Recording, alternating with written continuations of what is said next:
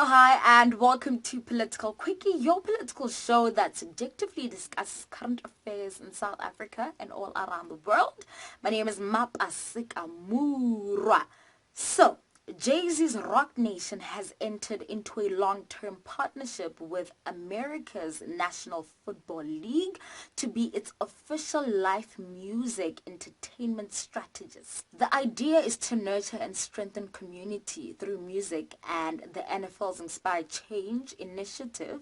Rock Nation will advise on the selection of artists for NFL performances, as well as assist in the production and promotion of new music, as well as culture and cause-focused initiatives. It will amplify the Inspire Change platform by prioritizing key areas as identified by NFL players, including education, economic advancement, improving relations between the police and communities, as well as criminal justice reform. Rhapsody, Meek Mill, and Meghan Trainor have been named as the Inspire Change advocates.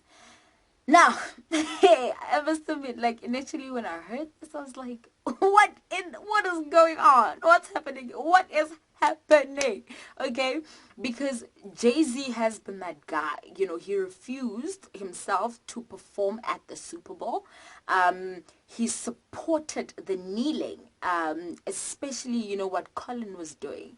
And he also advised Travis Scott to not perform at the Super Bowl. So it was kind of odd and confusing initially. But then I realized a few things, right? Number one, the NFL absolutely 100% are using Jay-Z, right? They thought, what black powerful person can we get to stop the protests, the kneeling on the field, so that people can focus on something else, right? To sort of bring the peace in the NFL again. Number two, Jay-Z is not stupid. Obviously, you do not make an entire billion off of being stupid. That would not make sense, okay? So I would like to believe that he's 100% aware that the NFL want to use him as their Al Sharpton, Booker T, or Jesse Jackson, or whatever poster child of some organization or administration, right? To make it okay for black people. I believe that he is aware, but I also believe that he can use this platform, him being on the table somehow, to A, transform the NFL, and B, educate people about social injustices in the US.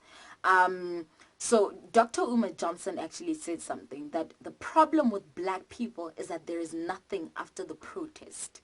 And before you throw your toys out of the court, listen, Linda, okay?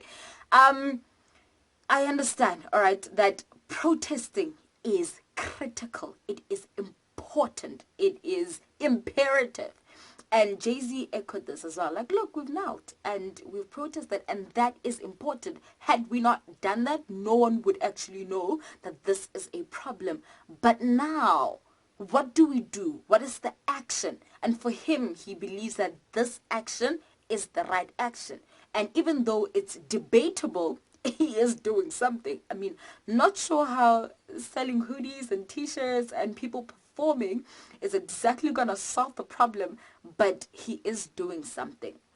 So I think history dictates that a black person being represented or having a seat on the table does not mean that they will actually be influential or have power to change the current system. I mean, you look at President Matamela Ramaphosa when he was a non-executive director at Lonmin Mine during the Marikana massacre. He couldn't save his own people. In fact, he was one of the people that seriously wanted to contain the protests, and that led to miners being massacred, being killed for protesting.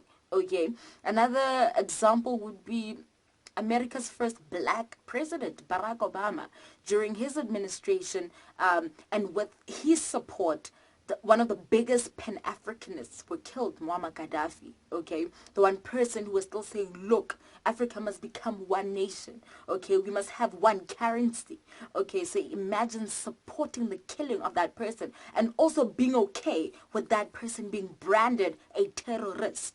okay? And also just the amount of black people that have been shot under his administration, and also Black Lives Matter completely being on fire during his administration. So you can see that black people can have a seat on the table, but it doesn't necessarily mean that they will be impactful. However, what I'm not going to do is throw stones at Jay-Z for doing something. I think he's at a point where he's like, sharp, we protested. What must happen next? What must happen next? We need some sort of strategic plan to figure out how we're going to fix this. And it's sad because what kind of support, and I know that, Africa's got a lot of problems. We have a lot of issues, but what kind of support are we as Africans providing to the Africans and the diaspora when you're going through these kind of issues? Okay, that's why it's so important for Africa to be one country and to have the kind of money in our coffers to fund you guys when you're going through these kind of issues. We just throw money at you like, look, there you go, do something about it. Do something. If you're not coming home, do something about it. And here are the funds that you need. I think there's so many things to learn from this situation. Number one, this movement, as much as Colin contributed so much, and me in Africa, I am grateful he knelt. But at the end of the day, the movement is not about one person. So everyone who's caught up on, oh, bad, Colin should have been on that table, da da da. But when you really think about it, and I think when he knelt, he knew that this is something that's bigger than me. And it's probably not going to end with me. And I might also not be the person to fix it if that opportunity arises, So let's not get lost in thinking that a movement is about a single person, the same way with mistaken black consciousness for Fanon or Biko. It's not about them. I mean, they're great contributors to the movement, but they aren't the movement. It's never about a single person. The second thing to learn would be that it's okay. It's great to have the knowledge, okay? And Biko had the knowledge. Fanon had the knowledge. And Uma Johnson has the knowledge. But what they all lack is the resources. So it's one thing to have the knowledge, but if you don't have the resources to build that black bank that you keep talking about, then hey, all we'll have is knowledge. The last thing would be that we all have opinions. We all know. We are all woke and we all know how to solve this problem, yet we don't. One of the most striking questions I have is, why didn't all the black players kneel? And why didn't all the black people boycott the Super Bowl and boycott the NFL in its entirety? Solidarity goes a very long way. And if we are not united, it won't work. It won't work. So the movement is not about one person. We can't only have knowledge. We need resources to implement our plans after the protest, because the protest, absolutely, we must always protest. But after the protest, we need a strategic plan on how we're going to deal with whatever. And number 3, solidarity is everything. Everything. Yeah. I love you guys. Use your talents to serve humanity. And I will see you soon.